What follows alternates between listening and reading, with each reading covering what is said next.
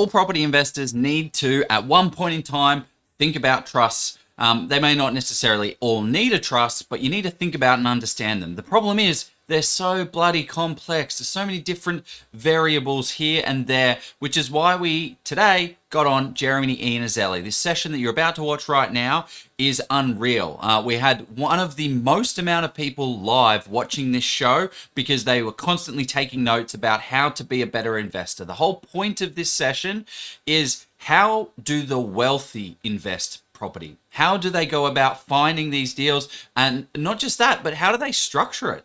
What Jeremy says in here is talking about selling assets. Everyone says, let's buy and hold forever. Now, that works for a lot of people, but also, is that what the wealthy are doing? What are they doing to get to the next level of wealth? And not just to get to the next level of wealth, but also to maintain their level of wealth. And what are some of the things like trust that may be able to be used to access borrowing abilities, extra serviceability walls? There's a whole heap in here that is going to shed some light on to how the wealthy are investing. Hey everyone, my name's Joe Tucker, and together with Jeff Miles, we created Oz Property Investors, which is Australia's largest property investment community. And each week we interview top property experts to unpack their tips, tricks, and resources on how we can all become better investors together and build sustainable and scalable for this trust conversation, definitely, portfolios. Tonight we have Jeremy Iannuzzelli, an absolute legend in the property space. He has seen hundreds of millions of dollars of property portfolios and sees all the tricks and tips that the wealthy are using that we might be able to use in our portfolio. So jump in, let's go.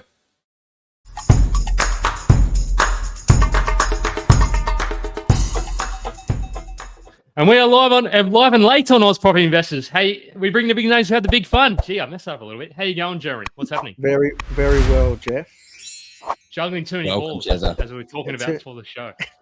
Too many balls. Too many balls to be juggled. That's life, baby. Yeah. That is life. Mate, I'm excited for this one. We got the one and only Jeremy Iannuzzelli of KHI Partners, an absolute legend in the property space. I realize, Jeremy, you probably look after the most amount of buyers agents as well in this space for accounting. So you can also, get it, the inside tract of what deals are hot, what deals are not, what areas are popping off, what areas are working and not working. I want to have that conversation now, Joe. Like you make me want to ask where are people buying, and maybe we have that after the show. Anyway, no. Maybe. Well, that is interesting, isn't it? It's a good point, Joe. But tonight we are going to talk about. There was some interesting lead up to this because there was a lot of sort of interest around the reach, and I didn't realize in Australia. And we were talking about before. Maybe there's the tall poppies, unfortunately, still probably alive and well. But tonight we are here to talk about. We'll go back to the grassroots of what family trusts are and how the sort of how we're optimizing, strategically using those, and how the rich manage their money as well, because that's ultimately what we want to sort of learn and understand, hopefully, and then sort of unpack and take those lessons and apply them to our own situation. But also the successful versus the unsuccessful kind of pivots. Like, what are the ultra sort of successful doing with their money and their investing in 2024? So it's going to be amazing, Jeremy. So thanks for coming on. Thank you. Looking forward to it. And yeah, was talking offline before about, what got me involved and the perks of the trade. And yes, Joe, you're right. I get to see so many different people. As a group at KHI, we manage thousands upon thousands of clients. And every time I probably come on board and share with you how many properties, I should say, my clients are buying or currently holding, I would say now it's very close to probably 8,000, 9,000 properties that they're holding. So it's amazing the different areas I get to see. I've seen people buying Cooper Pedy in South Australia and places so far north of the Northern Territory state and so far west or east of WA, depending which side of the country you live on. So I get to see some really cool places that people are purchasing, some prices that they've paid for it. I've actually got to see the other side of the transaction, when people have actually made money, or I've got to see when people have lost money.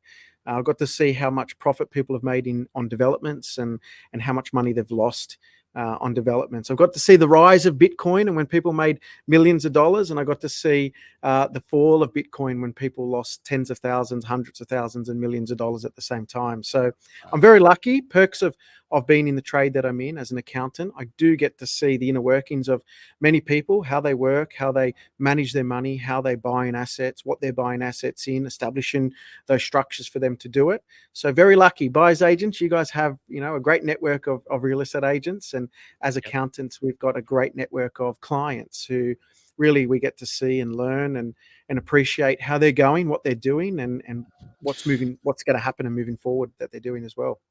Yeah, and that's one of the main reasons I wanted to have this conversation with you, is because you deal with many, many high net worth individuals, many, many people that have hundreds of $millions of portfolios, and all they're trying to do is utilize and release their capital out into the world to get the absolute best return. I imagine they're doing things that are very counter-cyclical to a lot of what other people are doing out there in the market. Like, for instance, like even yourself, you've just recently purchased some properties in Victoria, the market that is, at the bottom of the barrel, and everyone's saying mean things about it, but guaranteed in the next 6 to 12 months that is going to start to that tune is going to change. I think. Post our discussion last year when we spoke about Victoria, things were relatively easy. Now I'm starting to see a little bit of an uptick. So I've got to be careful when I'm talking about which state I'm going to be looking at buying in, because you're influencing the market, Jeremy. I'm shooting myself in the foot. But lots of activity over the last 3-4 months of myself. Just, we all know it. We all talk about it. Buying in the Christmas period is sometimes the best time to buy. And that was an opportunity for me. I've bought, settled 2 and 1 to settle in late March. So 3 properties in total, two signed on the same day, on the 22nd of December. I settled late on both of them, and I do appreciate my solicitors were able to get me off of the penalty interest. So thank you very much. You guys know who you are. Been very active. It's always a good time to buy in that Christmas period, because people get a little bit sweaty palms over the break. Yeah, love it. Jeff, what are we talking about tonight? What's the breakdown? So I wanted to, because yes, Jerry does deal with the thing I love about you though, Jeremy, is you're still very relatable. I remember when we were sitting in your office, the old office back in Parramatta, and that conversation was very, very much similar to the ones that we have today. It's not, you don't sort of, just because somebody has hundreds, I don't have hundreds of millions of worth yet. We're getting there. But as I said, we're going to talk about sort of the trusts and what they sort of look like strategically, how people manage their money, successful versus unsuccessful pivots, trying to get through that quickly. But what you are, I wanted to give an intro for those people who've not seen or heard of you, which they must have been living under a rock. But you've got, I've put it as 16 years, it could be longer. I don't know. It's a good amount of experience. Let's say at least a decade plus experience. And it's small and medium business. You love the business. You are an entrepreneur at heart yourself, even though you're an accountant, and you love property investment. You've built at least a double-digit property portfolio yourself, and maybe many more now. And I suppose you love helping people as well, whether that be through us or any platform you present on. And the thing I love about you as well is that you're also passionate about sport. So you combine that sort of knowledge of entrepreneurship and sport. And I think, your Rabbitohs had a bit of a tough start the other day. You didn't fly over to Vegas? No, I didn't fly over to Vegas, unfortunately. But yeah, definitely a tough start. No, anyway, they'll come back bigger, better and stronger for the run, I'm sure. But I'm excited to have it on. So you've already talked about why you're passionate about sort of property and what get you in. You got that glimpse. You're starting as a 14, 15-year-old. So let's crack straight into it. Let's ask a straightforward question to whet the appetite of the audience. I want to understand what at a very grassroots level, what is it? What is a family? What are the trusts and what are the purpose of them? How do they look like and how do they operate? Yeah, so it's a big talking point in the industry at the moment for brokers, buyers agents, and accountants. It's on pretty much every TikTok video you see out there now. People who are qualified and unqualified to talk about it are raising it, and it's the tip of everybody's tongue. I probably have a majority of my meetings now educating people on the pros and cons of it. I still have a big stance, and my stance always is that the first 1 or 2 properties always look to buy individually. Keep things simple, keep it straightforward, keep it low cost, get a bit of a taste of property investment.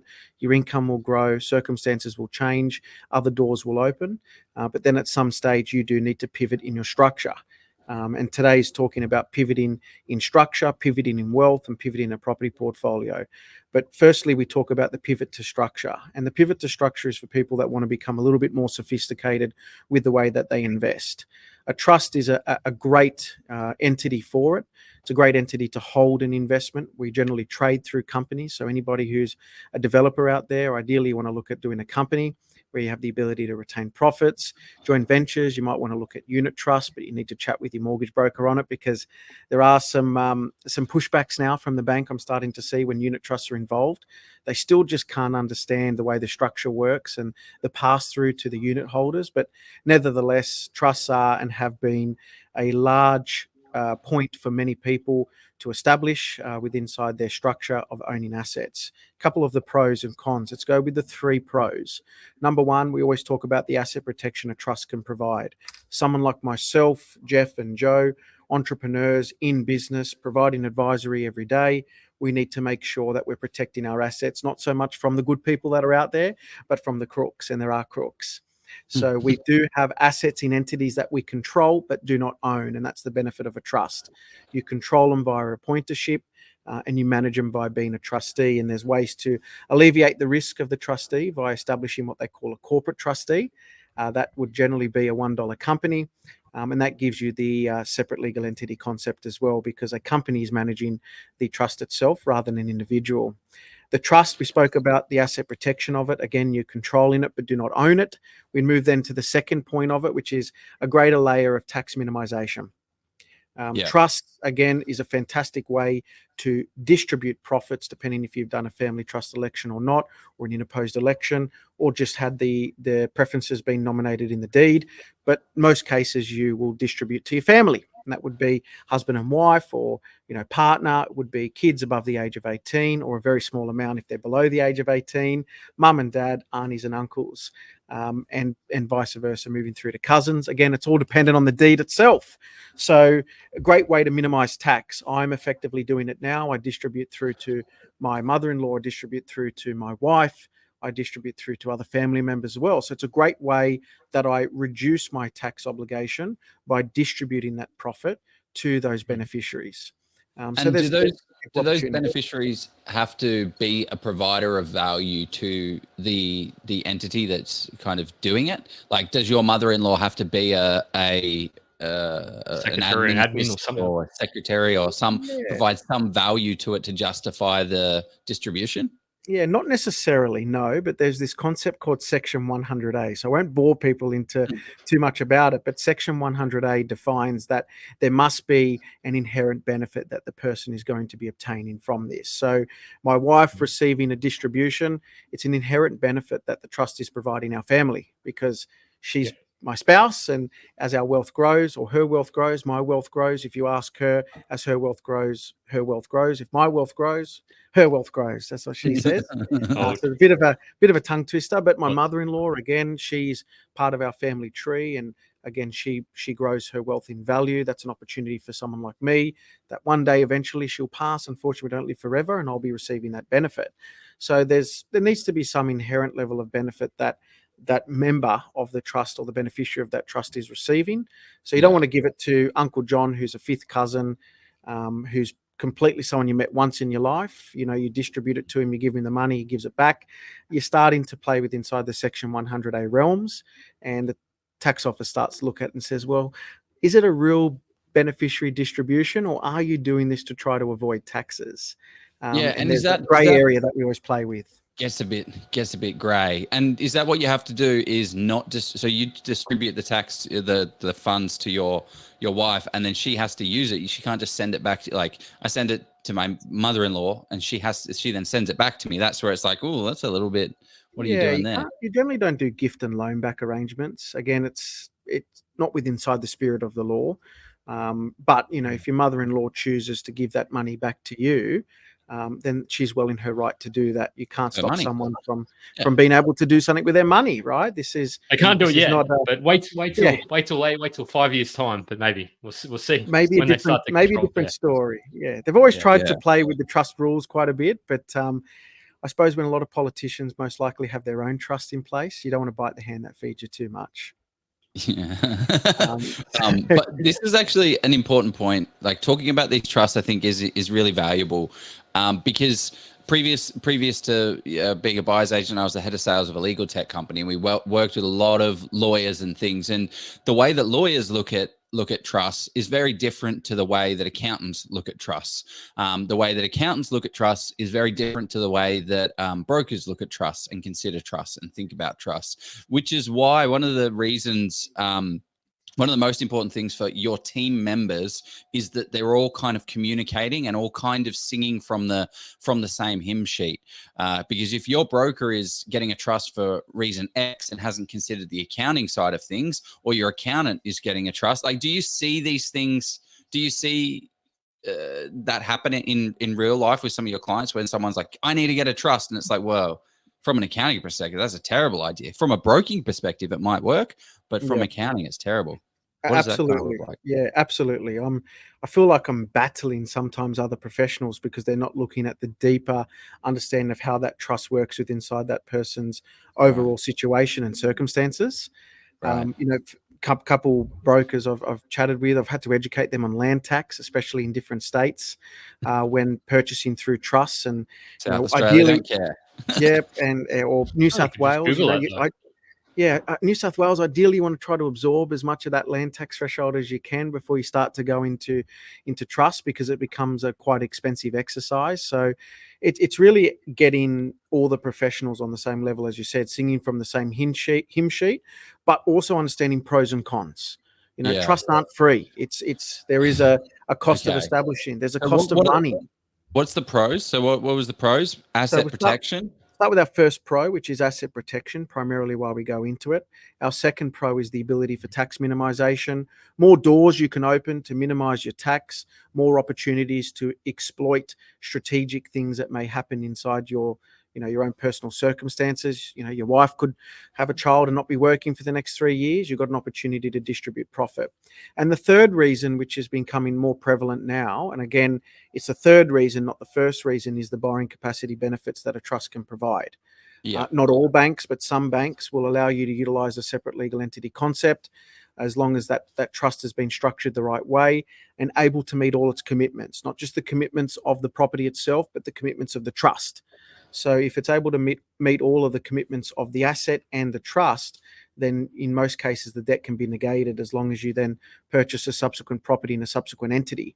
But it takes time to get there. Many people are not educated on it. They're listening to a story that they've watched and said, I can do this. Well, in most cases, some people are using equity for the deposit and costs, plus then taking out an 80% loan. So, there could be 100 to 105% borrowing in that trust with interest rates at 6.5%. Then you've got the overall holding cost of the property, not just the interest to pay. It does become a little bit of a challenge to utilize the benefit of negation of debt straight away. But it's a door that you have ajar. It's a door that slightly remains open for when a property does move with inflation and rental income increases and interest rates may come down and debt may be paid down or reduced over the period of ownership. Well, then that's a door that you now can explore and walk through. So it's just getting people accustomed and acclimatized to, this is not something that happens overnight. This is still part of your journey. And it's one of those things where the seeds that you sow today will be the benefits that you reap in the future. Yeah. So it's not something that we're going to, and obviously it's not financial advice. There's nothing. You've not been putting this up enough, Joe. You need to put it up pretty much every the information in this presentation recordings for general information only, and not it's not financial advice. So go and go and personal needs and objectives. Have that conversation. Seek professional advice. I can put my hand up because I am an accountant providing accounting advice. So I'm all right for that one. Okay. We're not talking about anyone's specific situation setting this up, but what I kind of understood from that is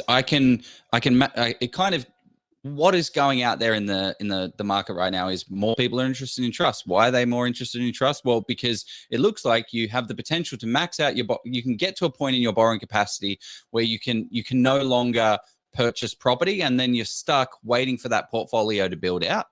But instead of using that last $500,000 of equity, $500,000 of borrowing capacity that you have left, what I'm seeing are people buying creating a trust, putting that new property into the trust, and then also creating a cash flow positive situation within that trust. And then that portfolio, that trust, which has the property in it, which is a cash cow, a commercial, a granny flat deal, a rooming house, or something like that, that makes the accounting letter net zero. And then they negate that. So then you now still have your $500,000 of borrowing ability to be able to go purchase another property. Is that kind of what you're hearing in the grapevine of what people are thinking about? Yep, absolutely. Absolutely. And more conversations are happening weekly than not about very similar things. And the good things, the brokers are starting to be a bit more strategic about the advice that they provide. And we spoke about that last time we chatted last year, was I felt that a lot of brokers were transactional in nature as opposed to strategic in nature. Yeah. So it's great to see more brokers are becoming strategic, saying, guys, if you buy this, you're out. And these are the things that need to change for that door to be opened again. Chances of getting there are very slim until major changes occur.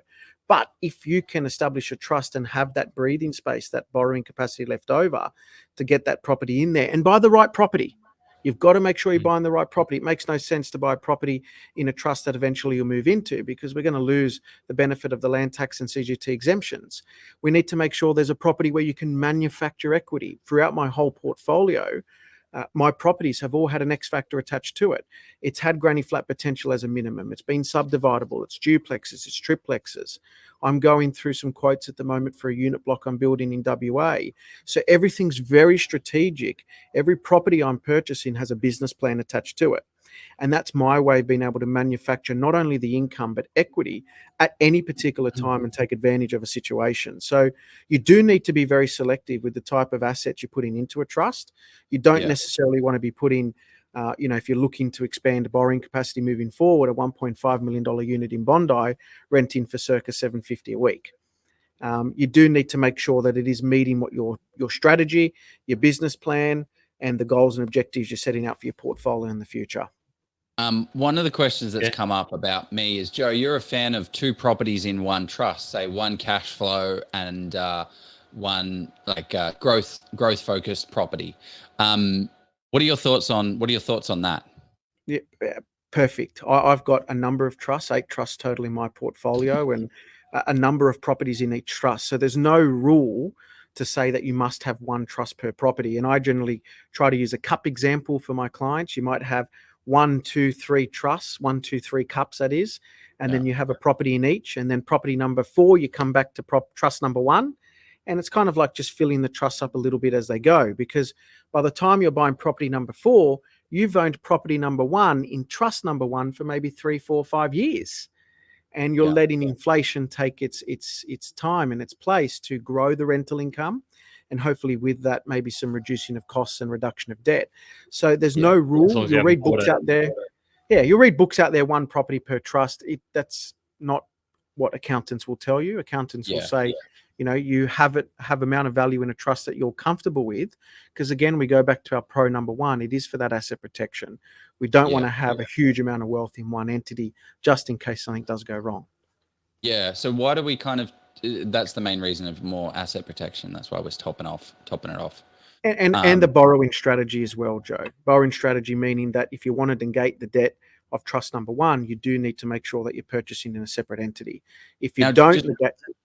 Sorry. I was just saying, if you do want to purchase a second property in trust number 1, they will take the borrowing of trust number 1 into consideration. It is very strategic with the broker. So going back to my example, which is not necessarily the wealthy man example, it's the everyday Aussie type of my thoughts, is you're saying 4 cups, 4 properties, but if there's a new property in each one, so like a set and forget that's a growth asset that we can add a little bit of value to, but it's not a high cash flow. So trust 1, 2, 3, and 4 are not net zero. How is that? Maybe this is more of a broker question, which is why you need to spitball with your accountant and your broker. But how do I think about that? Now this one's -10, this one's -10, this one's -10, this one's -10. Will that not mean that every bank is going to look at all 4 of them and take them into consideration for your borrowing ability? Different policy, different banks. Yeah, well, most banks will cover this off as their policy, is that they will look at those debts with inside that trust, because it is requiring your capital to be able to maintain them. So it's up to you as an individual, again, to make sure you find out what strategies you can implement to get that overall entity into a positive position. I've had some very creative ways of clients doing it. They've been buying some equities where there's some significant cash flow attached to those equities, generating an income to help offset the loss. I've had clients reduce debt. Clients utilize offset accounts and put a large portion of cash towards it. So there are many different ways to be able to utilize what you currently have to increase the income, or increase, I should say, the profit with inside an entity that may be costing you some money. Nice. Okay. Well, these things sound like the best thing in the world. However, there are some cons. What are the cons of trust? How does this kind of... So our cons is a cost. It's a establishment fee. There is an establishment fee that you need to pay for a trust. It's not free like like buying. $3 to $5 grand. It's ridiculous. Yeah, it's not free like buying a property in your own name. The accounting and compliance on a yearly basis, there is a bit more involved. Trustee resolution letters and distribution statements and accounts and tax returns and accounting letters and ASIC annual fees for corporate trustees. So there is a cost attached to it, and hence the reason why I say that get a taste of property investing first before you start being a little bit more sophisticated, using some more sophisticated structure. So that's something you need to take into account, cost. Yeah. There are more compliance procedures involved. Brokers will share with you their war stories and their headaches, especially if there's independent financial advice certificates that need to be signed off and legal certificates that need to be signed off, getting executed copies and JP certified copies of trust deeds. So there is a little bit more involved with the lending, and brokers will tell you that getting a loan under a trust and getting a loan individually, there's a bit more work involved for a trust. So they're probably a couple of the major cons that people need to consider. A little bit of the additional compliance and additional cost. Yeah, and another big one is just like difficulty. Like, I know you kind of already mentioned it, but just not all banks understand these things. So don't expect to walk into your CBA and sit down and say, "Hey, I want to get a loan with a trust." It's going to be it can be a nightmare. They just don't want it. They don't want that type of business. I mean, they might understand it, but they don't have the appetite for it at that stage. Yeah, it's definitely not a cookie cutter structure, and it's not a cookie cutter loan. You do need someone who's navigated this path from your professionals, and even your buyer's agents. I still see so many newer buyer's agents not understanding how to assist their clients with putting the name on the contract. Accountants are having to get involved, and solicitors are having to get involved. So there's a little bit more complexity to it, and having that good circle around you just makes it so much simpler. Super interesting. Okay, cool. Well, before we dive into the next topic, let's run to our first ad, and then we'll we promised the rich. We need to talk to the rich. Who are the rich? Let's get them.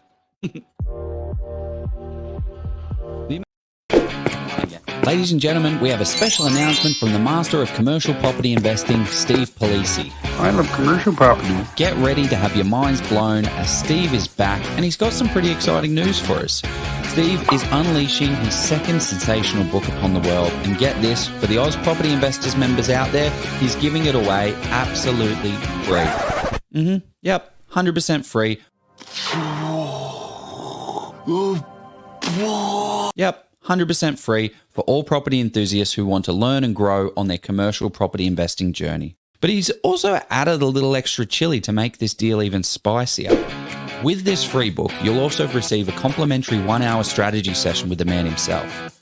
Imagine a full 60 minutes with Steve's commercial and property genius dedicated to helping you master the intricate dance of commercial property investing. And who better to dance with, the man who looks better than Patrick Swayze in Dirty Dancing? I don't know about that. Want to grab this offer? It's super easy. If you're live right now, click the link in the comments and secure it today. If not, grab your device, open up the browser, head over to polisiproperty.com, look for the book page and grab your free copy of Steve's latest masterpiece. And when you're checking out, make sure to use the exclusive code OZPROP to secure the free book and also your free 1-hour strategy session. My only concern with this offer is that Steve's going to have to turn it off soon, as he can only do so many sessions. So if you want to secure your spot, do so today. Oh, nearly passed out there. There we go. So we understand. I feel like we understand a lot better now the ins and outs of what a trust is. But and we've sort of discussed the advantages and pros and cons. So maybe that's already the next topic's already going to be covered off. But I mean, how are the sort of rich actually utilizing these sort of structures, and what are they doing differently to the average person? How are they doing it, Jeremy? Yes. So there's a lot of time and effort goes into creating structure with people of different elements of wealth.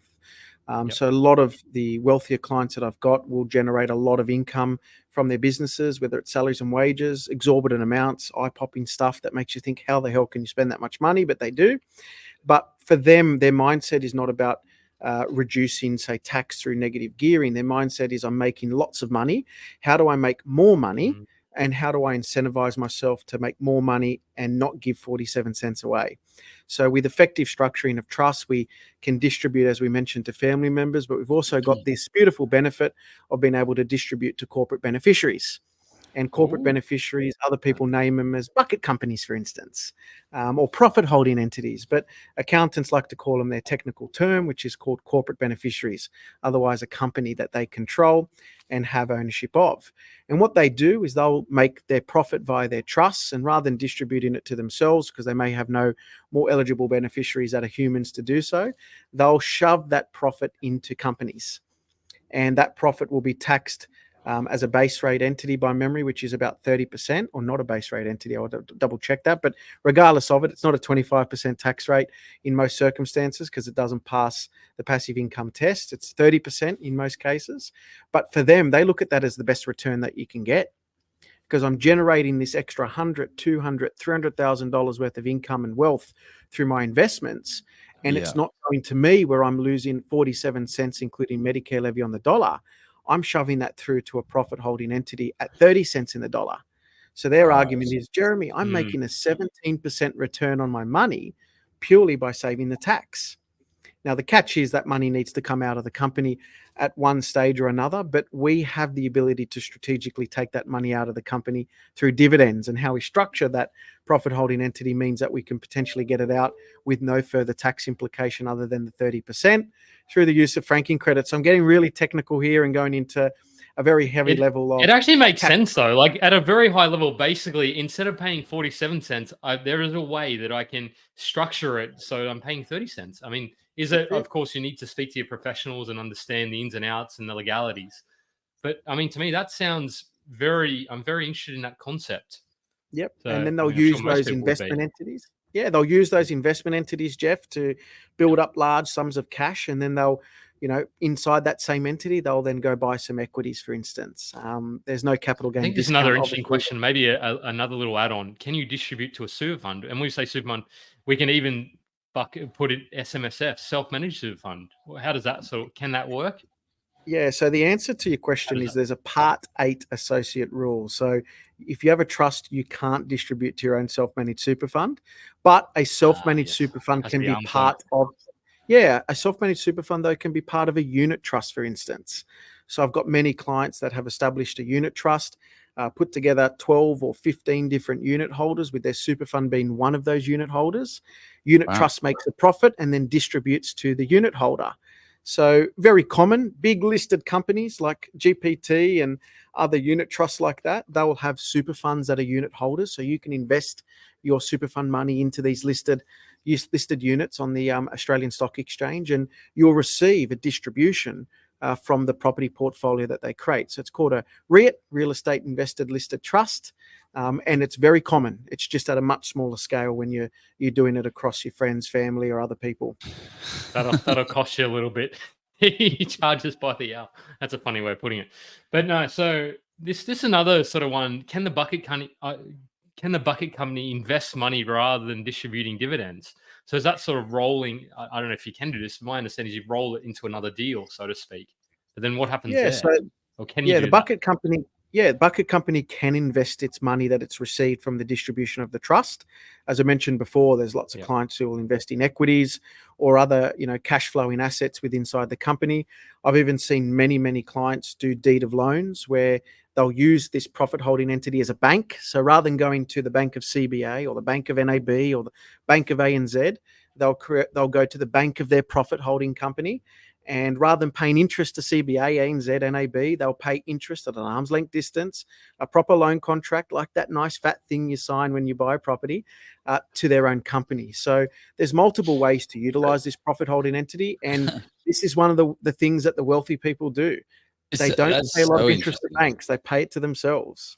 So what's the, I mean, let's talk about a real example of, I want to buy a car and I have a profit holding entity that I've accumulated, $300,000 worth of value in, and I now want to get a car loan. I want to go get a really nice car. Like why would I do this the new rich version versus going to the bank?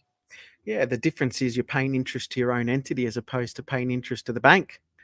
So it's just a transfer of wealth from yourself to one entity as opposed from yourself to a bank who's then providing that profit to their shareholders. So I'm a CBA shareholder. Anyone who wants to provide more interest to CBA, you're more than welcome to do so. But ideally, what you want to be doing, guys, is if you've got an opportunity to utilize your own money through structure to then lend to yourself at an arm's length distance with all the proper loan contracts involved, that is a great way to be able to build up wealth and not send your money, your hard-earned dollars to somewhere else. You're sending it to yourself. How does that then work from a tax perspective, though? Do you then sort of delay the paying of tax, or do you pay the 30%? Like, how does that work? You'll pay the 30% tax on the profit that's generated from the interest, but depending on what that loan has been used for, if it's been used for investment purposes, you get to claim the interest as a tax deduction. So it's in one hand out the other. There could be some benefits that you could be getting the interest at a tax deduction rate of 47% versus paying tax on 30%. So there is a bit of win there. There's lots of fun things that we do as accountants from a strategy perspective. But more to Jeff's comments, if you're utilizing your profit holding money to buy a car for personal use, the interest you pay your own company is not tax deductible, unfortunately. Would Joe buy a Ferrari? Joe doesn't strike me as a Ferrari type of. What car? I'm sorry, Jeremy, I'm going to interrupt. What car would you buy if you could buy any car? Jeremy, what would you buy, mate? No, Joe. This is to you. Oh, me. Somebody asked you, Joe. Mate, you buy a Ferrari. I'd buy a Caterham 7. That's my dream car. Pretty basic. It's pretty. You say it's like a Cayman 7 or Caterham 7. It's a classic British sports car thing. Fantastic little thing. So no Ferraris for me. I feel like that definitely sidetracked it. But Jeremy, what about like purchasing? I've heard people say, "Oh, why would I, buy a car in my personal name, pay the tax? I want to buy $100,000 car. After tax, I have to, with that same $100,000, because I distributed it to myself. I can only afford, let's say it's $100,000, rather than distribute it to myself. I can afford $100,000 or $60,000 after distribution. Can you talk to that and make sense of what the hell I just said? Because I didn't make that very clear. But do you know what I'm talking about?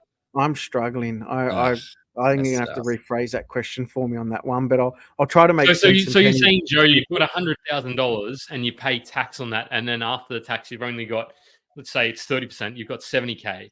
Why wouldn't I just use $100K of my own savings? Is that what you're saying, Joe, or something like that? Correct. Yeah, before tax. Yeah, I think the main thing is understanding the tax deductibility of the car first. It's a loaded question because I've got to think on both sides of the equation, what's technically correct and what's not. But if you're buying a car in your own name and there's no deductibility around it, it's not being used for work purposes, you can't claim a tax deduction.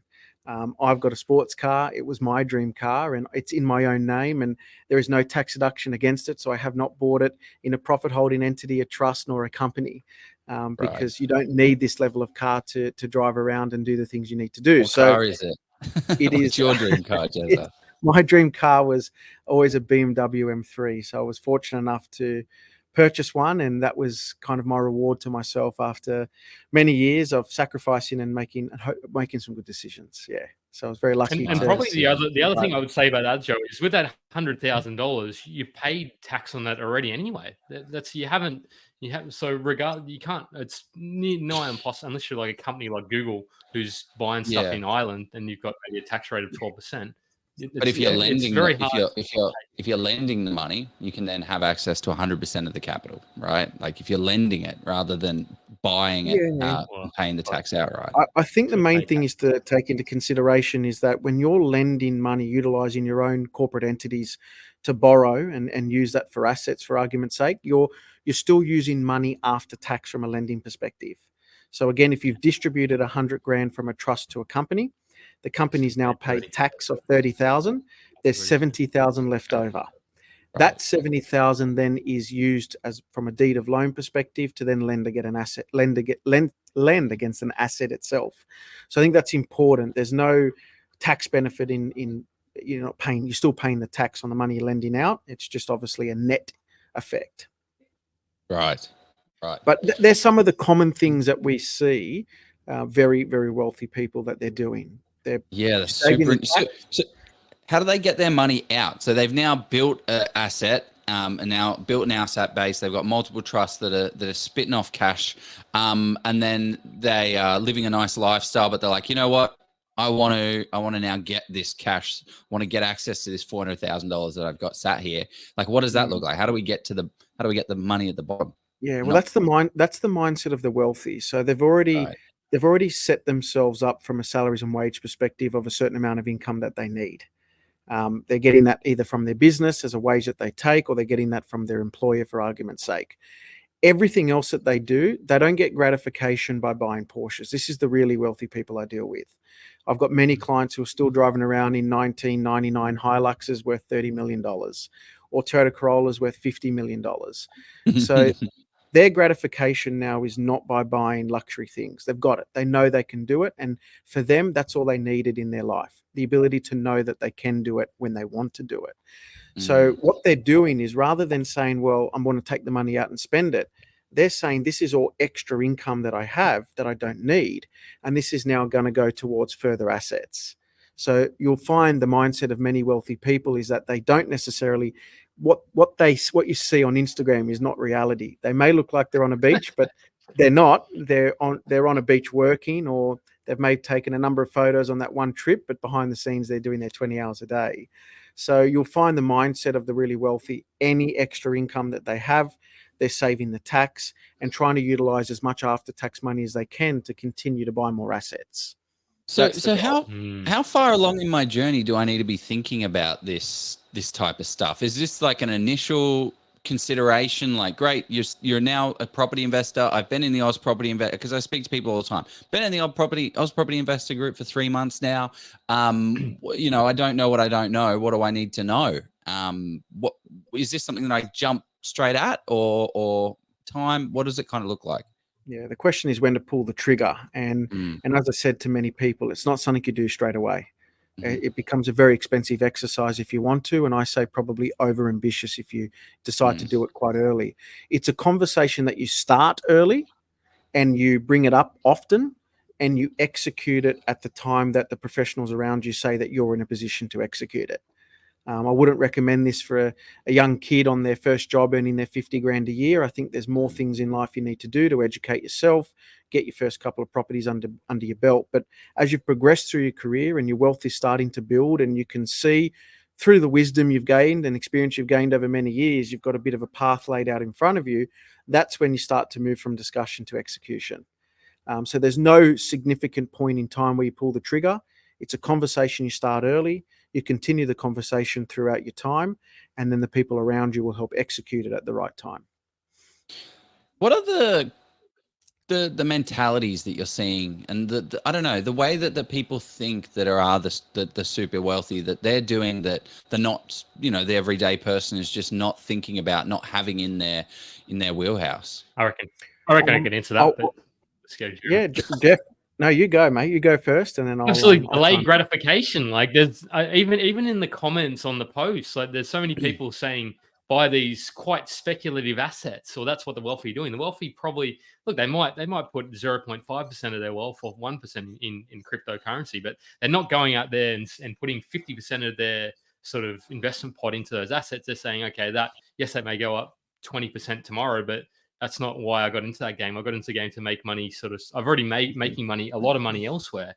It's how do I And even on stage at the Steve Ignite conference, one of the presenters, I think it was Brendan Nichols, said that the wealthy think about, rather than if you've got $1 million, they'll think about what percentage return can I generate on that $1 million? Is it a 5% return? If that's 5%, that's 5,000 per year that I'm generating on that sort of money. Like, how do I put that money to work, and how much money do I want to make on it? Is that expand on that, Jeremy? I'd be interested in your thoughts on that. Yeah. So first things first, wealthy people, when they talk about saving money, never say I save money. And anyone who you talk about saving money, they go, oh, why are you saving money? Cash is trash. Wealthy people use the term I build equity. So they're saving money. They save lots of money, but they never say I'm saving money. They say I'm building equity, because every dollar that you save or pay down in debt, you're building equity between the value versus the loan. So that's a mindset thing. A lot of people say, oh, don't save your money. Saving your money is a waste of time. Buy assets. Wealthy people save their money. They just call it a different sentence. They say, I'm building my equity.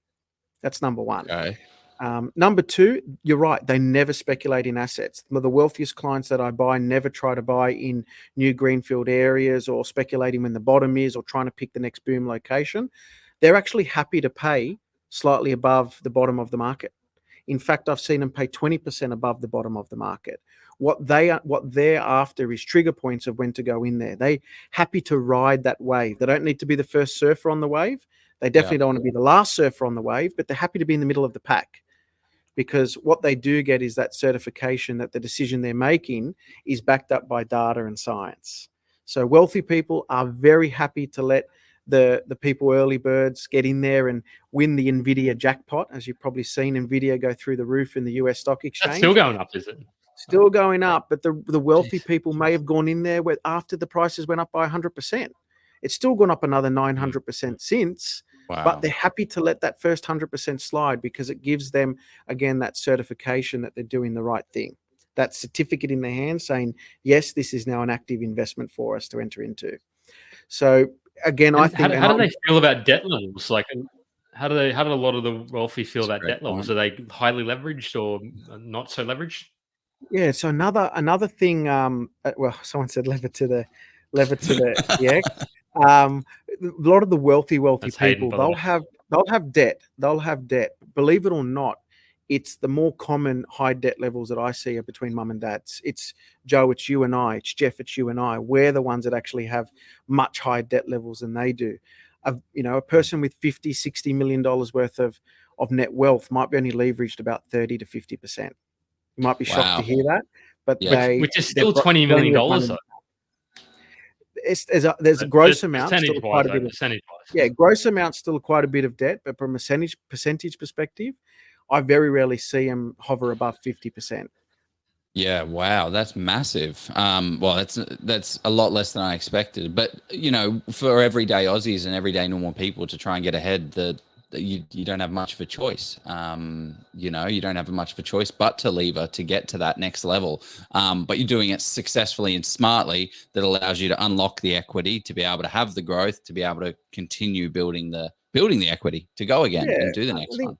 Mindset also is for them is, once they've built up such a large empire, they're not taking risks like we do. Not mega risks. They don't have to take the mega risks. They know that a very small percent return on a $50-60 million portfolio is much larger than a 500% return on, say, a $2 million portfolio that we might have. 1% for them is $60,000.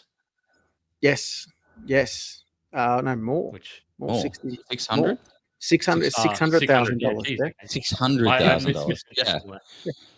$600,000. But that's insane. Well, $60 million is a lot of money as well. Yeah, used to be. Now these days it's nothing. It's like church change. So they're very much about denominators, right? Very important. I speak about this with many of my clients. Denominator investing. Your goal in life is to build up your denominator, which is the value of your properties as much as you can. Because again, every small percent in increase that you have on a much larger denominator returns a much bigger gross return.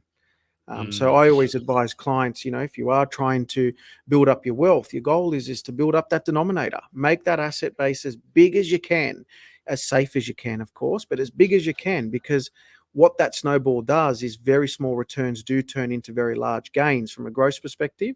And hence the reason why, those very wealthy people, that $50-60 million plus in wealth, they don't need to take massive risks, because small percentage returns are millions of dollars as a gross amount that they receive.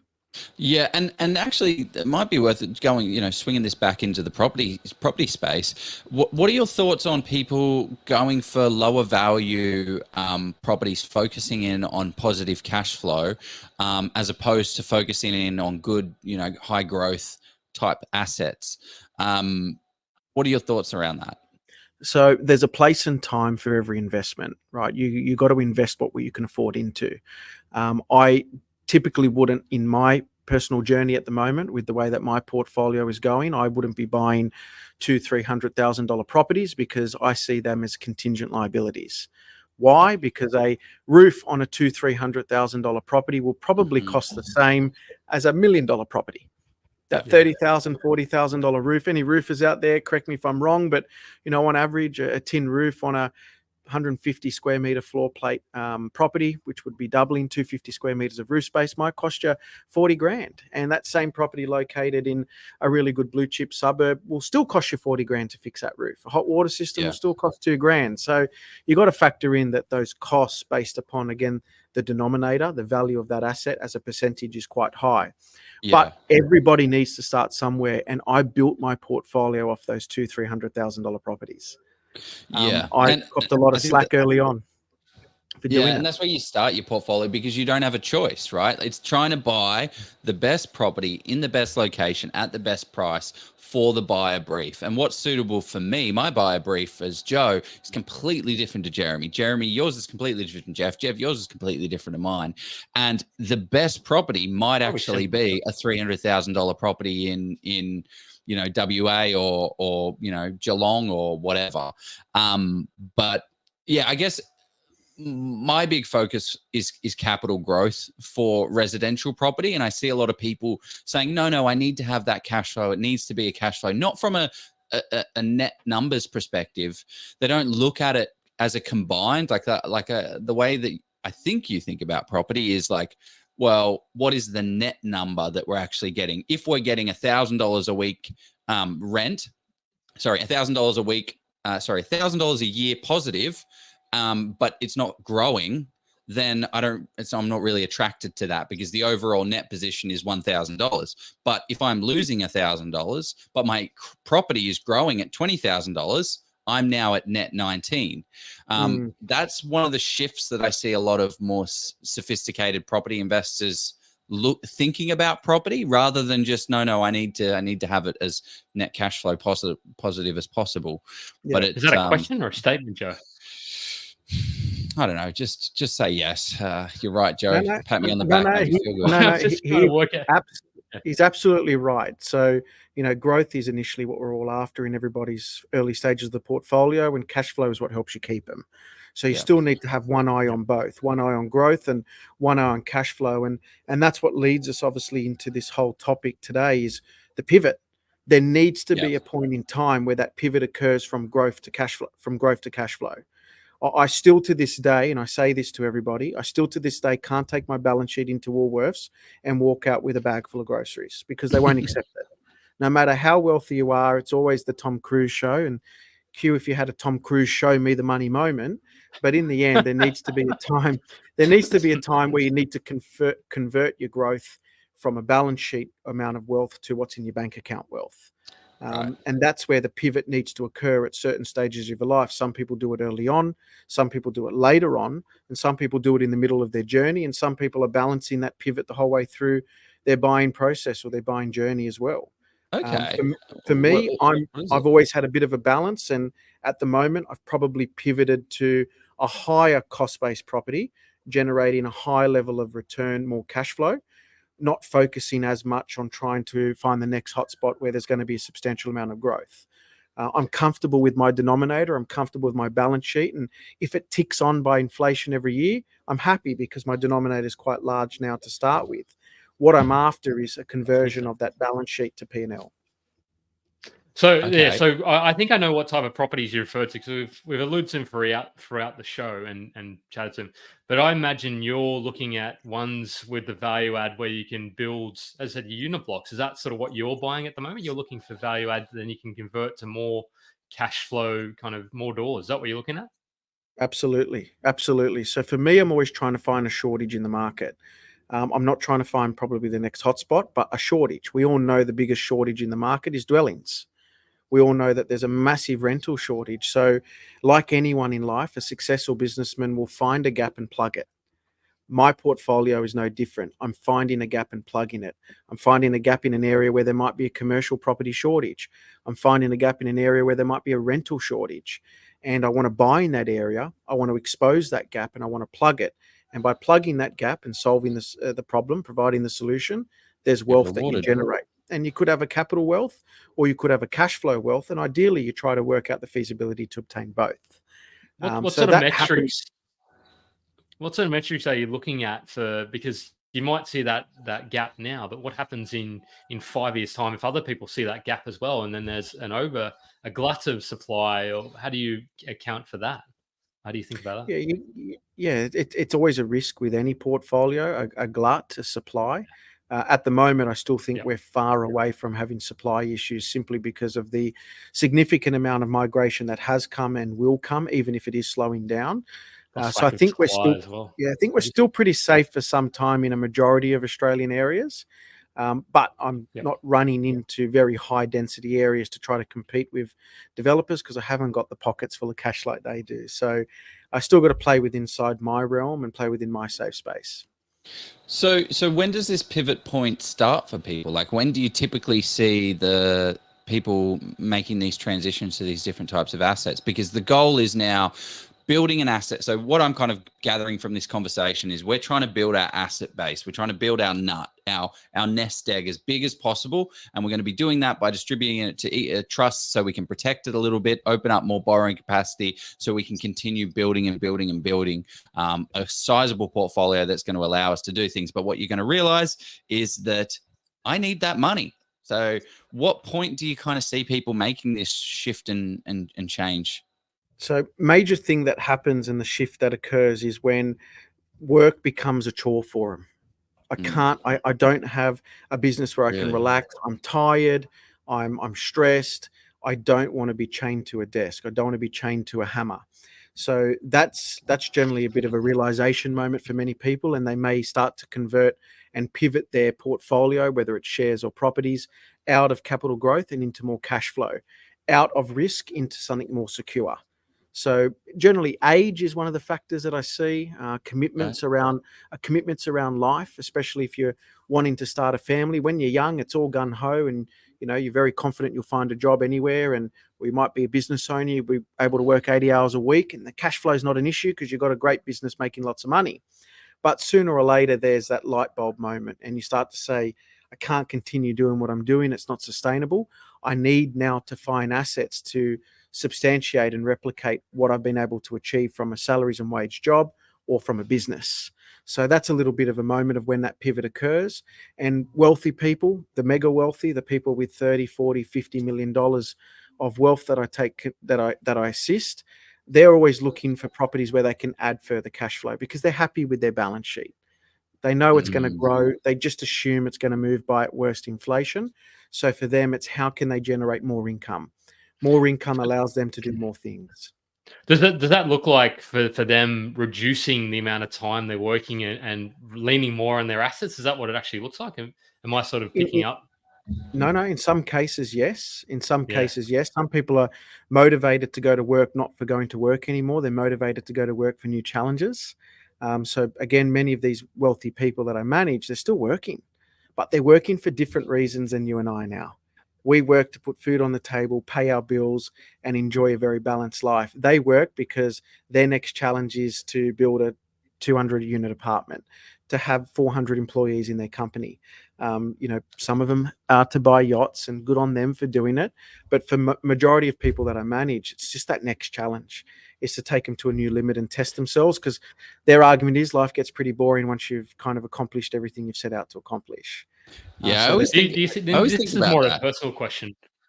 Yeah, go on, Jeff. I want to ask a personal question around, not personal, but I think it's a little bit off topic or off property. How have you seen the people go too far with that sort of just not being able to stop and pull back, and then sort of just realize that they've got $150 million net wealth, but nobody likes them. Have you seen those kind of situations? And because I mean, that's a bit of risk. Yeah. Many people, and it's the greed. Yeah, the greed kind of takes over their mentality. That's the battle that everyone has to deal with. It's ambition versus greed. When is being too ambitious greedy? And that's always a challenge. But that's life. That comes back to the individual, and that comes back to their own, personal circumstances and strength of their psyche. Well, it's hard to be good at something and not do it, right? Like if you're incredibly good at putting deals together and then all of a sudden you're like, oh, well, I hit my wealth number. I just got to, kick back and relax now. Well, no. I don't think it's that difficult though, Joe. Maybe I've just not ever been that good at anything. Oh, you said it. Maybe it's like me adminning the group. Maybe I'd have to give up the admin of the group. That's my kind of thing that I'm good at. Good luck, mate. Good luck. You'll never do that. What I wanted to do is I wanted to share with you guys and all the people listening out there today is just some really good successful pivots that I've seen mum and dads do, all the way up to wealthy people. So I'll give you a great example. Client purchased a property in Queensland in 2019, $250,000 in the Logan area. That property then reached a peak price in late 2022, mid 2022 of around about $580,000. So they doubled their money in the space of 3 years. The rental income at that stage was only around about $490 per week. They put in about $50,000 of their own cash to buy this $200,000 property. And after tax, were able to pull out their 50 grand cash plus a further nearly 200 grand. So instead of having 250 now they've got, instead of having 50,000 capital, they've now got 250,000 capital after tax. Wow. They were then able to then move that $580,000 property that they sold into buying a $1 million property. A $1 million property. Their total debt was $750,000 and they had $250,000 cash invested in the deal. The rent at that stage, I remember, as the Logan property was in the high $4s. They bought a new property for $1 million, renting for $1,450 a week. $1,450 a week. So now they've almost tripled their rental income, turned $25,000 annual rent into now $75,000 annual rent. They've turned a $580,000 valued property into now $1 million valued property. So the way they looked at it is they said, Jeremy, we were able to buy now a $1 million property where before we couldn't because we didn't have the capital to do so. But now through the money that's been created from the sale, fallen from somebody else's pocket, we've now been able to pivot into a much bigger and better property. So we're getting a bigger denominator and much more rental income at a much better yield.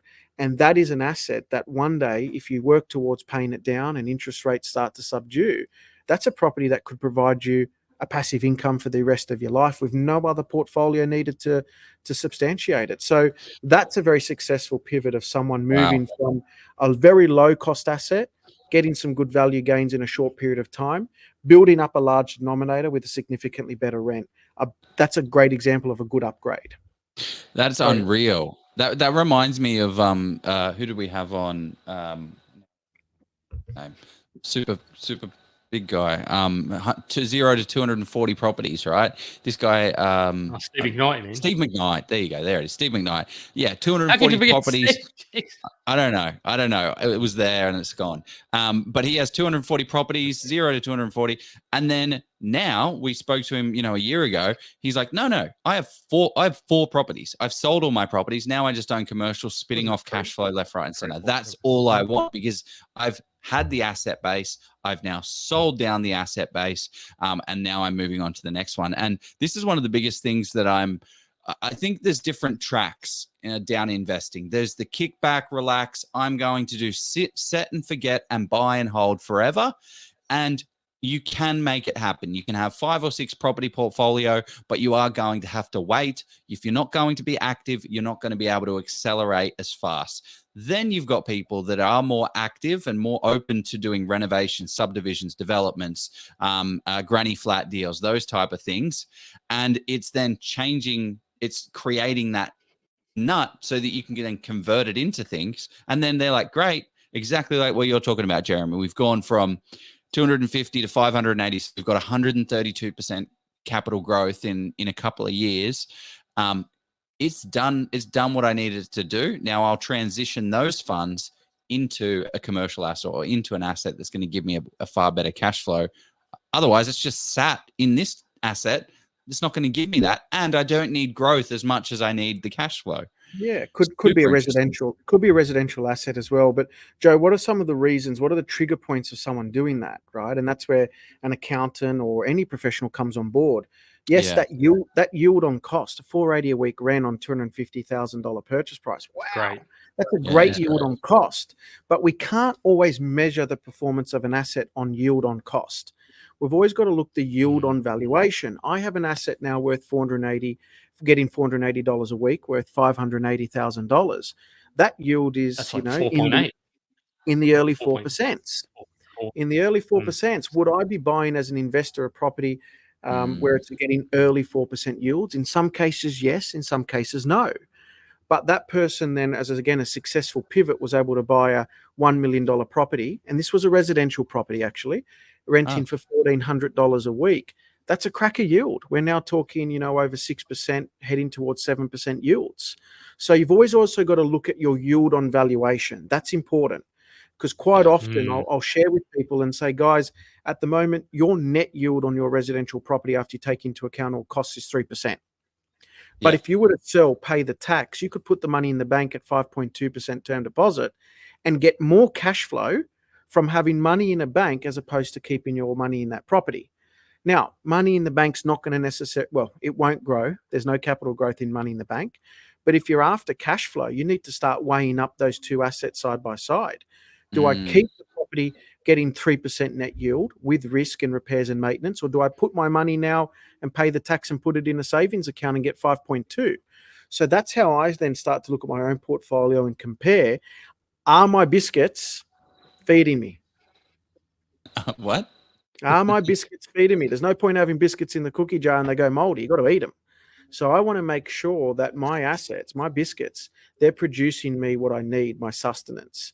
And if they're not, then I will find new biscuits to buy, or I'll find new assets to purchase, making sure that that sustenance continues with a much better rate of return on valuation.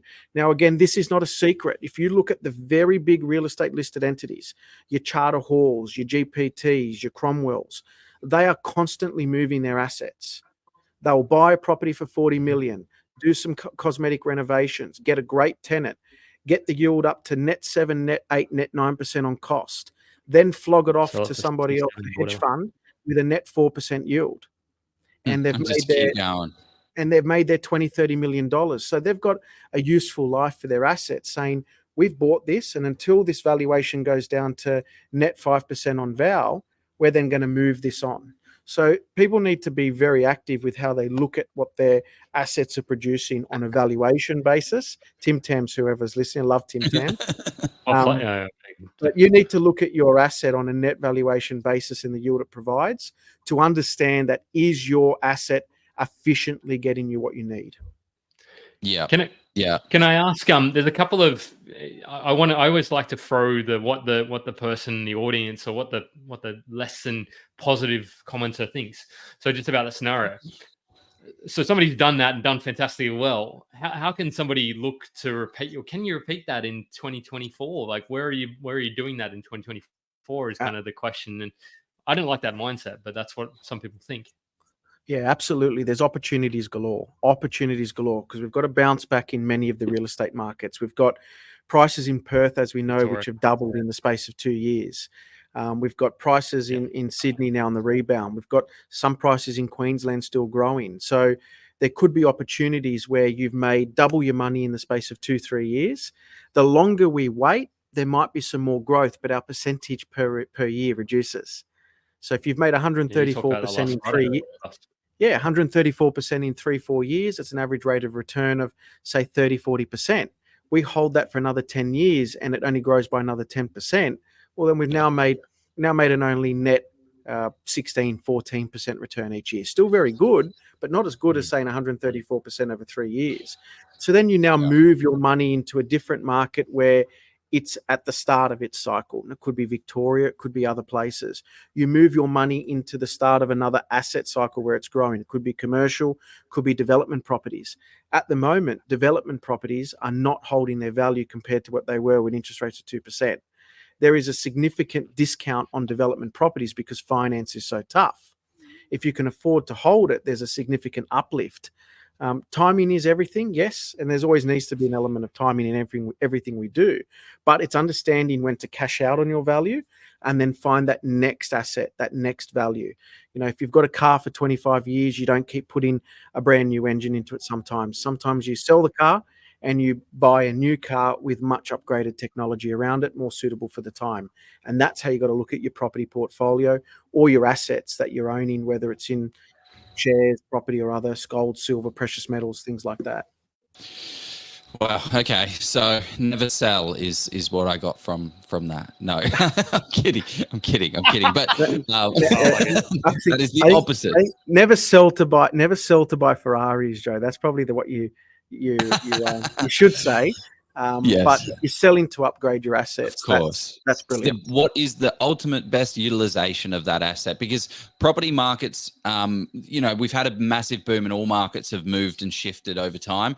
Over the past 2-3 years, the government printed billions of dollars and that has created inflation, which has risen asset prices. But we're now going to start to see, I feel, the property markets start to go back into their cyclical nature, where we're going to have these 2 to 3 years of boom, and then they drop off for for a year or two, and then they're stagnant for about 10, 11, 12 years until you go for the next wave. And so what you're saying is, well, why would I can have this 3-year boom, but if I sold here and then bought back into this market when it's going to have its next boom cycle, I'm far better off because I've been then able to jump into a different market to be able to do that. Now, you need to be a little bit more sophisticated. You need to have the knowledge, the time, the energy, the effort to be able to pick out those markets. But nothing in life is free. So if you want to get there, you can get there. And that's, why we created this group, so people can educate themselves and make it happen. But you do. I think a major point, just to add to that, Joe, is not necessarily trying to pick the next boom spot. Okay. I mentioned that we don't always have to pick the next boom spot. You just need to make sure that your money is invested in the best asset at that time, producing you the most efficient results. So again, this particular client who's now bought this $1 million property, $1,400 a week rent, it may get very subdued growth, but it's getting subdued growth on a much larger denominator. It may get very marginal subdued rental growth, but it's getting it on a much larger gross amount of rental income. So it's about building up those numbers to be big as you can, because little returns result in sometimes much larger gross values when you're accounting for leverage as well. So getting your asset. I just wanted to bring that one up, Joe, because I think that it kind of is hard there's not enough context in this question, because is that an 8.5% per annum return on a $100,000 property, or is that $1 million property? Because if it's $1 million property, then heck, that's $85K per year. But if it's $100,000 per year, then it's $8,500. So, I mean, to me, it kind of depends on what stage of your from what I'm understanding, what I'm learning. And I learn something from you every time, Jeremy, we speak. But I think that sort of answers that question. I think it depends. There's no absolute silver right or wrong answer there with that one. Just kind of what's the purchase price and how does that fit into your overall wealth picture? Yeah, and that's one of the main things. One of the things that I always try to educate people. We all throw percents around. My property's grown by 130%. It's grown by 10%. It's grown. My rental income's gone up by 25%. But when you're talking about percentage, that circle means it's divided by 100. And therefore you need to ensure that, again, you're looking at the denominator, because that denominator matters when you're talking about percentages, much to answer your question, Jeff, as well. Yeah. It's interesting. 700K. There you go. That's 56. 56. That's not bad. Probably. That's pretty good. I remember when I was I've just brought this chart up as well. I might bring it up so we can all see it. I remember when I was a kid. Just the growth over time, is it, Joe?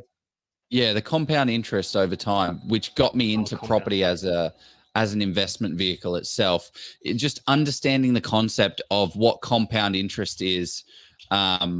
So I'll just share my screen real quick, and then we'll jump into some of these questions. But this is what I used, and I used this exact website actually. It's called so this is, you just type in Money Smart compound interest calculator.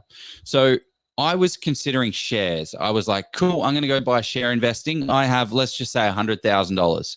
So if I have $100,000 and I add zero regular deposits to that, I'm then going to have deposit, there's no deposit frequency, 5% return. Let's just jump this up and say I am an amazing investor and I can get 8%. I can beat the market. I can get 9% on my $100,000. So this is what I thought after 10 years of continually doing 9%. And I don't know, what kind of share returns do you see, Jeremy, out there in the real world?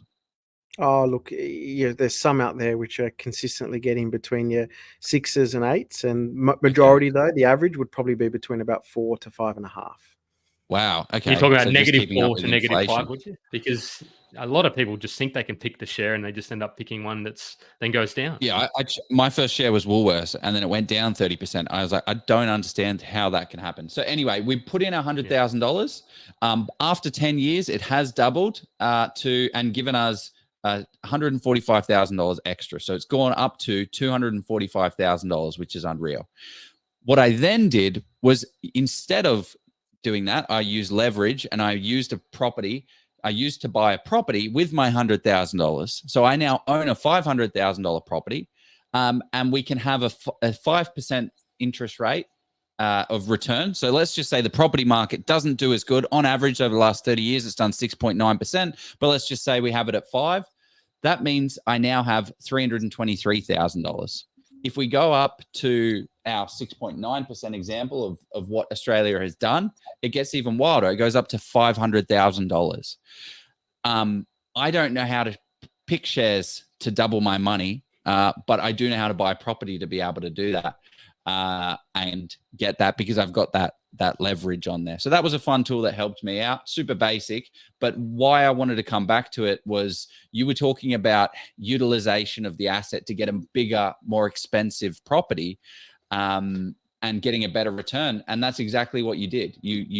That person moved from a $500,000 asset into an asset that's now worth $1 million. It's compounding on their $1 million. So even if the percentage drops down to 4% and your other one, your Logan one's going up at 5% or 6%, you're still better off from a net perspective. So it's just running the numbers and looking at this stuff. It's important to mention the client did not put any more money into that $1 million investment other than the initial $50,000 that they put into that first Logan investment. So that's important. You're getting even a greater cash on cash return because, yes, that profit after tax that you've injected into that $1 million property is still your money, but it didn't come from your employment. It came from someone else paying you a price for an asset that you made a good decision buying. So kind of like rain money, right? Kind of like winning the lotto. When we say we sold a property for $3 million and we bought it for $1 million 2 years ago, we assume that you just won the lotto. Yeah. Because it's not, sometimes it's not through the intuition that you had or the best decision making skills. Sometimes we just do get lucky. Got to be lucky. But it's what you do with that. It's what you do with that luck and then transform that. So again, what the rich people are doing is that they're cashing out on some of these ridiculous amounts of growth that we've seen. Now we see it on Domain and realestate.com all the time. Why is someone who is very wealthy selling a $30 million in Point Piper for? A $30 million property in Point Piper? Do they really need the money? They already have a $30 million Point Piper. They're not doing it because, hey, we want to upgrade to a $60 million property in most cases. In most cases, they're saying, hey, this $30 million property at the moment is earning me nothing because I'm living in it, or it could be making me $4,000, $5,000 a week in rent. How about I pivot that $30 million property into, 4 or 5 or 6 or $7 million properties? And all of a sudden now I'm generating $30,000 a week in rental income. I can go and rent that $30 million property for maybe $10,000 a week or whatever it is. I don't know how much a $30 million property rents for. Probably compared to $30,000 a week if you were to move that money into different assets. So they're not selling a $30 million property because, hey, we want to sit on the beach with cash. They might be moving that into now other assets to be more efficient with their money. Still maintaining their denominator. They're still maintaining their denominator, but they're getting a better level of return on that denominator now. So that's what a very successful pivot is. And I think sometimes the education in the property space is lacking because we focus so much on how to build portfolios and how to buy properties, but then that's where most of the time it stops. People actually don't know the next step, which is when to pivot, how to pivot, when to convert cash flow, capital growth into cash flow growth, what type of assets come next. And I was telling you, Joe, that's a big hole in the buyer's agency space. It's what happens after you build. It's great you buy 8 properties, but go to 8 properties worth 2 million, and then what? Well, then what? Like, I'm not any wealthier. Like, I'm just still working 80 hours or 60 hours a week. I don't get to see my kids anymore, and any more than I did. In fact, I'm probably working harder now. I see them less because I've got to interest rates have risen 13 times, so I've got to make sure I'm paying that mortgage. Love it. Okay, well, let's jump into some unreal questions in here. So let's jump into the questions. Yeah, we'll run into that. Let's dive into some of these questions and some of the other successful pivots. Oh, Jeff's got questions. Always. There's nothing worse than going into a situation unprepared, especially when that situation is purchasing one of the most expensive assets of your life against a trained property expert in the form of a real estate agent. It's a scary thought, but it is a skill that can be taught. Do you want to learn how to become fully prepared when buying a property so you can get out there, buy your dream home or investment property without the fear of actually messing it up? Scott Agate, the founder and expert property negotiator at Hello House, has been helping people buy their properties by stepping in and negotiating with the agents and saving his clients tens of thousands and in some cases hundreds of thousands of dollars. Scott has now decided to share all that he's learned over the past 28 years in real estate so you can go out there and do the exact same thing on how to find a property, analyze that property, negotiate on that property, and transact on it to get the best results. He's created the Get Buyer Ready course, which is a step-by-step guide on how you too can become an expert property negotiator. It's the easy way of how you can avoid all of these agent games and get the best purchase price on that dream home or your investment property. The course is in short bites for busy people with no fluff at all. Just all the information you need to get buyer ready and secure that next property with confidence at the best price. Scott has been kind enough to give our community a massive discount with the link below. Sign up today before you even think about putting an offer on that next property, and it will be one of the best decisions you ever make. There you go. Bloody oath. Back. It's really interesting that what you just mentioned there about actually putting together the pieces, like the sort of the very clear, succinct exit strategies that there's a bit of missing. Like, it'd be great to have a podcast where you could talk about all facets of that in one, but that would be like a 3 or 3.5 hour show. So we could do it over 2 weeks. But anyway, so questions. Have you got any burning questions you want to throw up there, Joe? I think I want to. Mate, I haven't looked at. I've seen a couple of crackers. So let's jump into there. So I like this one. At 48 years old, I have a dilemma. If I should purchase under my self-managed super fund or personal name. I have a long-term buy and hold strategy, aiming to purchase another 6 properties in 5 years worth the 800K mark each. So denominator. So denominator should is I purchase under my SMSF? That's a good for this particular gentleman, Mahesh. The answer is you can do both. You can purchase under your self-managed super fund if you've got the capital and a great investment strategy behind it. And super is a really great tool to build wealth, especially if you want to turn properties over, because if you do have an asset with inside super being held for longer than 12 months, you do get an effective tax rate of 10%, which is a 1/3 discount company with a 15% tax rate. And that's a great opportunity to sell, utilize after-tax profits, which would be 90% of the profit essentially, and then move that into a much larger asset to get that level of growth and income. And it's a rinse and repeat process. I've seen people utilize that in super as a strategy and do exceptionally well and grow super by tenfold in as a matter of 10 years. But you've got an opportunity to do both. What you've got to do is make sure you strategize with your broker around your peak debt to ensure that you can purchase those 5 to 6 properties at $800,000 each. Because if you can't, from a borrowing perspective, you need to find doors that you can open to get there. And that's the way you're going to grow your denominator. Because that's $4 million worth of property debt. Like that, well, not of debt, but of property. That's a lot of money to be able to afford that. Your income would have to be very, very substantial to be able to afford to be able to play that game at that level. So that strategy with the broker of how to get and acquire that amount of debt becomes almost as important, if not more important, than actually trying to find the properties, because we all know property is a game of finance, and it always has been. And if you can understand finance and you know how to do it well, that's 90% of the success sometimes in building a portfolio. Yeah, love that. Hopefully that was helpful. Hopefully helpful for you. Yeah. That's an interesting one, and it's we don't talk a whole lot about shares, but would you ever sell property to buy index fund shares? I mean, I think that depends, but this is just Jeremy's opinion. Don't take it as do your own. Refinance buy income producing property from accounting. Yeah. My personal opinion in there.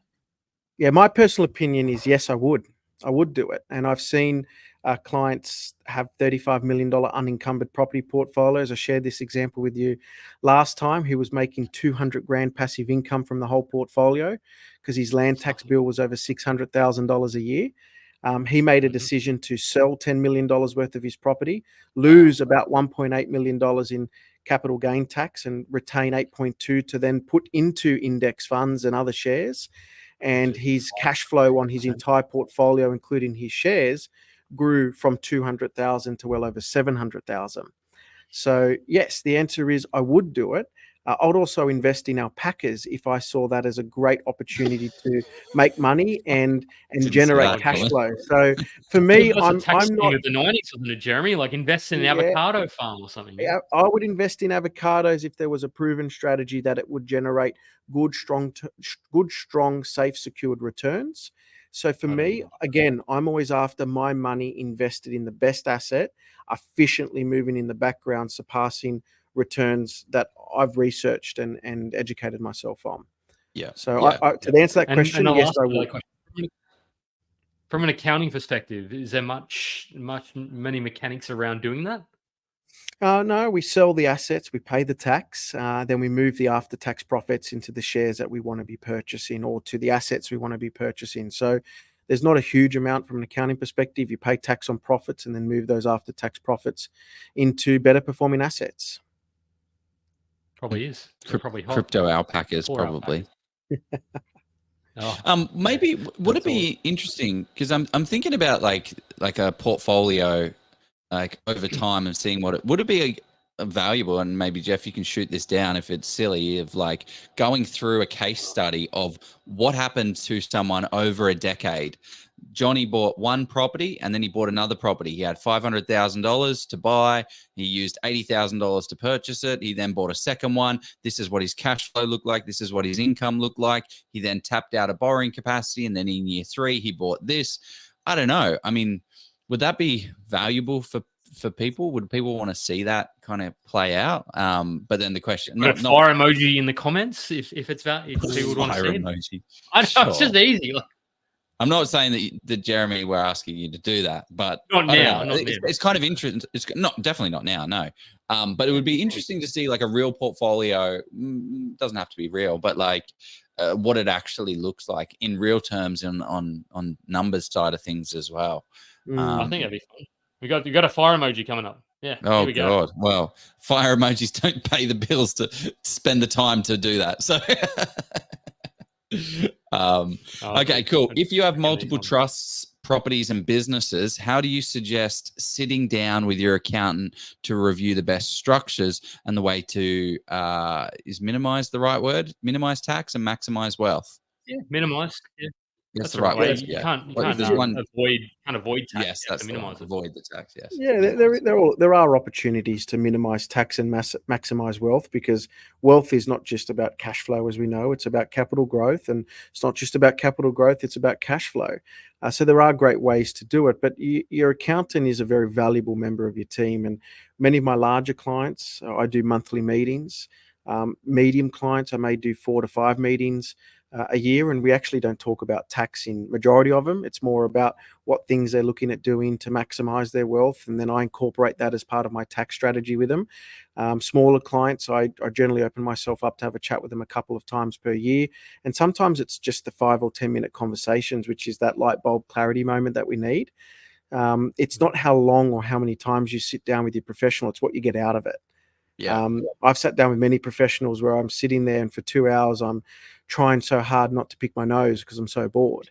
And then I've sat down with professionals where it's been 15 minutes and I've got so much value from it.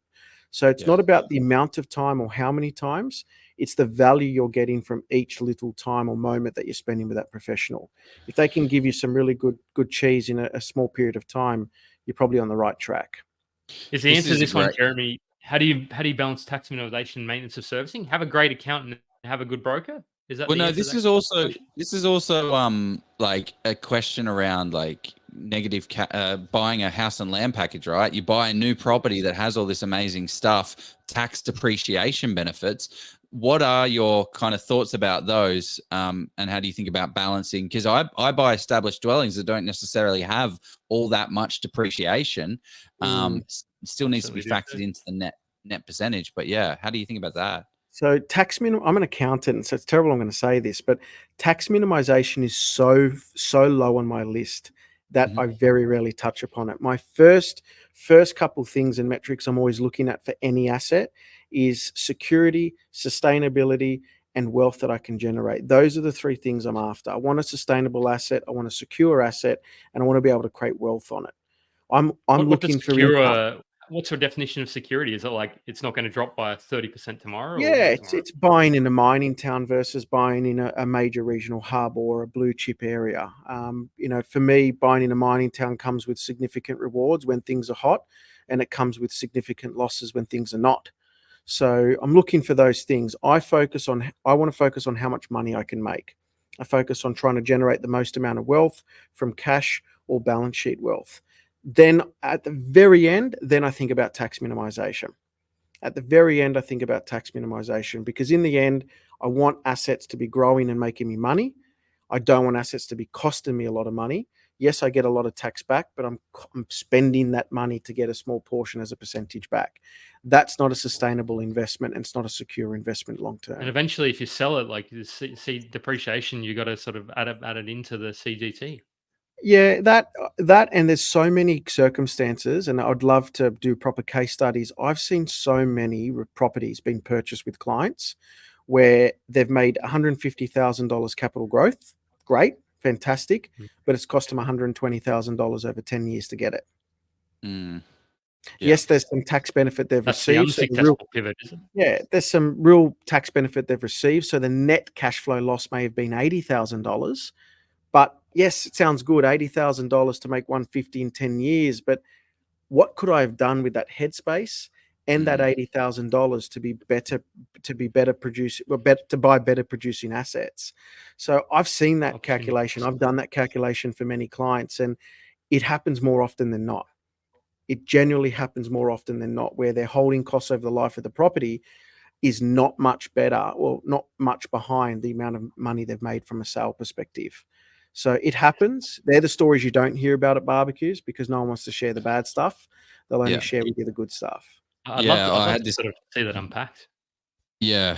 I've heard this kind of story. So Manesh, and someone on the YouTube. So if you're not on YouTube, go subscribe because that's what you're meant to do. You're meant to subscribe if you want to hear some valuable stuff like this. This podcast, this thing is completely free. But all we require in payment, we give you all this free, amazing information, and for property, all we require is a little bit of now we can't check this.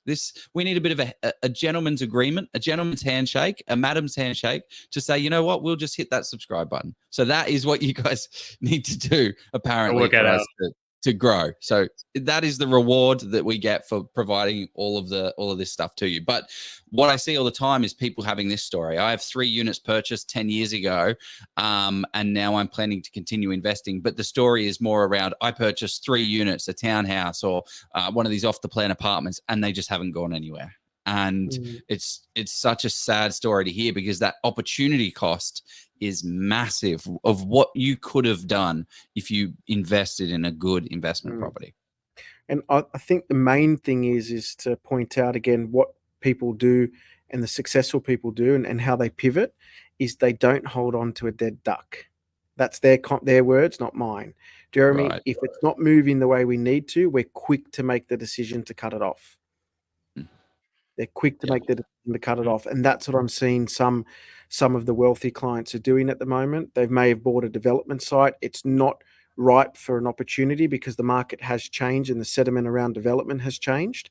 So rather than trying to hold it and wait for that boom time to come in 3 to 4 or 5 years, they're actually letting it go at the price that they paid for it or less, just to exit the investment so they can then pivot that money into a much better performing asset. Because they say the cost of losing money here is the benefit of making money there. How do you feel if that particular property isn't holding that person back? They can still go and buy other assets without that. Would you still sort of say sell it, or would you hold it? Again, the cost of making money here is the benefit of making money there. So for me, just because you can hold it and afford to hold it doesn't mean necessarily it's the right thing to do.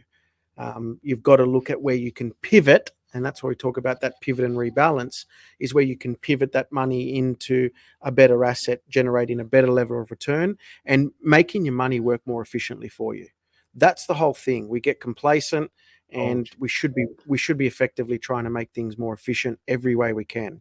Life, business, if you're not efficient with what you do and the processes that you work under, you generally fall behind very quickly, and other businesses or other investors or other property enthusiasts take over your little bit of space.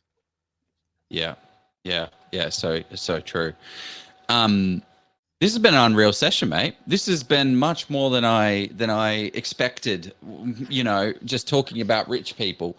But it's like, what are they doing? No one ever talks about it. Everyone's so, like we saw in the comments, building up to this post in this session, where people were just like, I don't want to hear about it. I don't want to know about rich people. But it's like, well, isn't that everyone's goal, to become more wealthy, to do the things that we want to be able to do?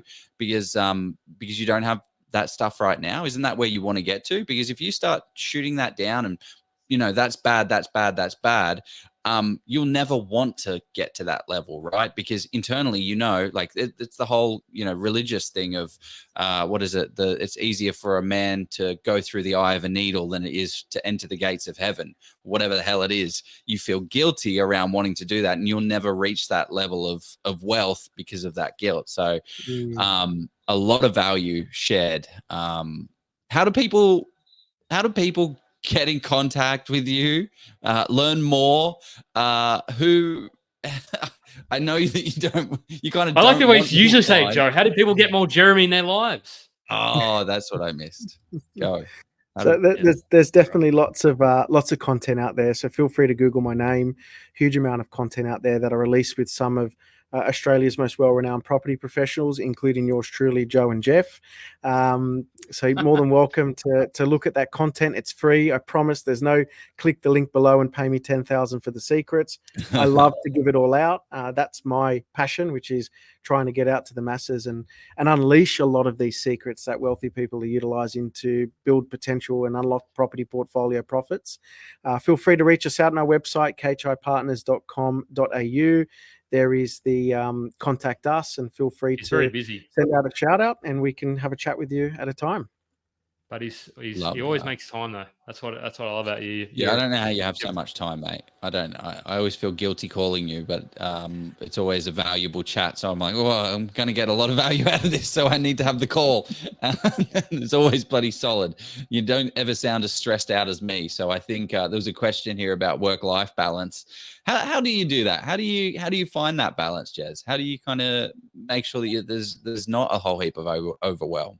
Yeah, so Sundays is the day that I try not to answer the phone. I try not to let any disruptions take place. And when I'm present in that moment, I give as much as I can. So again, it's not how much time you spend, it's what you spend in that time.